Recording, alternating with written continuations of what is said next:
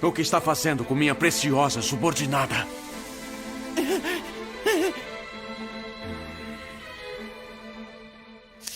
Se tem uma coisa que sempre atrai a gente em uma obra, é sem dúvidas uma boa história de vingança.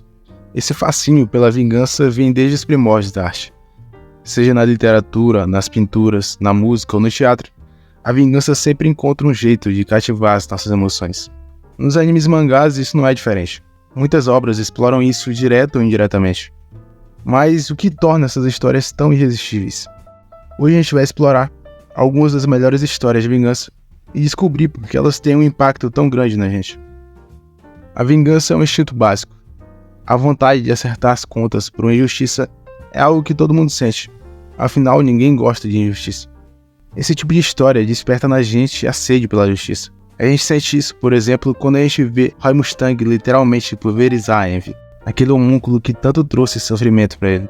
E o legal dessa cena é ver como as chamas têm um significado. Elas carregavam toda a dor e a fúria acumuladas pelo Mustang, e a gente acaba sentindo o que ele sente. A cada estalar de dedos do Mustang, a fúria dele aumentava mais e mais, e o que a gente sentia era uma forte sensação de satisfação, mas ao mesmo tempo a gente percebia que ele estava se afastando do seu ideal de justiça. O Mustang acabou mostrando ali as suas fraquezas, e a gente entendeu que ele precisava crescer muito ainda para se tornar o líder que ele sonhava ser. Sem perceber, a gente cresceu junto com ele, entendendo que a vingança, por mais que pareça doce, muitas vezes tem um preço alto a se pagar. E quando falamos em crescimento, a dor pode mudar personagens. Em Vinland Saga, Thorfinn lida com esse desejo da vingança desde quando ele era criança, após ver o seu pai, que era o seu herói, ser morto daquela forma. Na primeira temporada, a gente torce por essa vingança, porque a gente acredita que esse é o ponto central do anime. Consumido pelaquela frustração de ser fraco demais, Thorfinn cresce em meio àquele caos das batalhas. E o pior de tudo é que ele tem que conviver com o cara que ele mais odeia, que é o assassino do seu pai. E enquanto a história avança, a gente sempre se pergunta quando Thorfinn vai ficar forte o bastante para se vingar. Mas o choque vem no final da temporada, quando ele perde aquilo que parecia ser o seu único propósito de vida. E é aí que a gente entende. Vinland Saga vai muito além de uma simples história de vingança. Sem propósito, o Thorfinn agora vai precisar descobrir o que significa ser realmente forte. A busca pela força é algo que todos nós enfrentamos. E a maior frustração vem de quando a gente não consegue ser forte o suficiente para proteger quem a gente mais ama. Em Berserk, Guts cresceu cercado por dor e sofrimento. Além disso, ele nunca conheceu o amor. Traído ainda criança por quem ele mais confiava, Guts acabou se tornando um homem vazio. Até que ele encontrou a mulher que preencheu esse vazio e finalmente colocou cor na vida dele, que até então era um completo preto e branco. Mas, como toda boa história de vingança, essa felicidade logo foi arrancada. Afinal de contas, a gente está falando de Berserk. Aqui todo mal é pouco. E é muito frustrante ver como a vida sempre dá um jeito de derrubar o Guts. Quando o Griffith comete aquele ato bizarro contra a Casca bem na frente do Guts, todo resquício de humanidade que ainda tinha no Guts desapareceu. Tudo que restou ali foi dor e um sentimento destruidor de impotência. Por Guts não ter conseguido proteger Casca, ele sempre vai carregar um medo de um dia não conseguir proteger ela novamente. O ódio de Guts pelo Griffith é contagioso, porque a gente também sente esse ódio. No final, tudo que a gente quer é vingança contra Griffith. Tanto Vinland Saga quanto Berserk mostram personagens que sofreram traumas, mas em contextos completamente diferentes. Thorfinn perdeu seu pai, enquanto Guts perdeu a sua fé na humanidade porque ele não conseguiu proteger a Casca, mas ambos foram consumidos pelo desejo da vingança.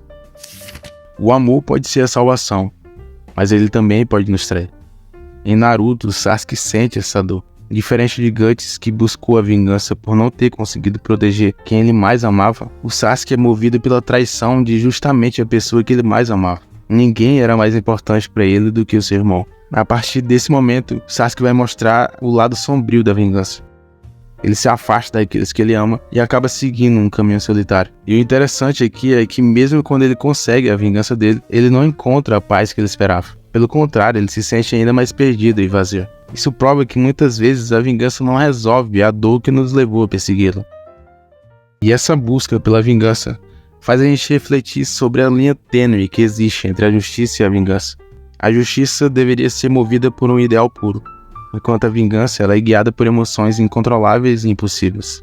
Um verdadeiro justiceiro ideal tentaria agir sem deixar suas emoções interferirem. É uma contradição, especialmente em histórias que mostram personagens que lutam justamente contra essas emoções.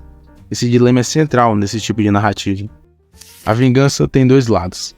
o sombrio e o satisfatório. O público se atrai por esse tipo de história porque ela dá pra gente algo que na vida real muitas vezes não dá, que é aquela sensação de justiça sendo feita. Na ficção, os personagens têm a chance de realizar aquilo que no mundo real seria impossível ou moralmente errado. Um exemplo disso é Gon em Hunter x Hunter. Depois da morte de Kaito, Gon é consumido por aquele ódio incontrolável. E quando ele libera toda aquela raiva contra Neferpitou, não é apenas uma luta física, mas é uma explosão emocional que afeta a gente também. A brutalidade daquele confronto, somada àquele estado perturbador do Gon, faz a gente sentir aquela sede de vingança. É como algo visceral, quase como se a gente compartilhasse do ódio. E essa dualidade entre a satisfação e a destruição é o que torna essas histórias de vingança tão fascinantes. A gente torce pelos personagens, mas a gente também é forçado a se questionar se a vingança realmente traz a justiça que a gente busca. Quando exploramos esse tipo de história, a gente percebe que esse tema é tão envolvente quanto complexo. Cada personagem analisado aqui traz uma perspectiva diferente, desde a busca pela justiça até as consequências que a vingança traz. Roy Mustang, Thorfinn, Guts, Sasuke e Gon, eles não estão apenas atrás de represálias, eles representam aquela luta interna entre o desejo da vingança e a busca pela redenção. Esse tipo de narrativa faz a gente refletir sobre as nossas próprias emoções e também sobre momentos que a gente sentiu esse desejo de vingança. Mas a questão que fica é: a vingança realmente traz a paz que a gente busca? Ou será que ela apenas perpetua o ciclo da dor e do sofrimento? Não apenas para os outros, mas para nós mesmos.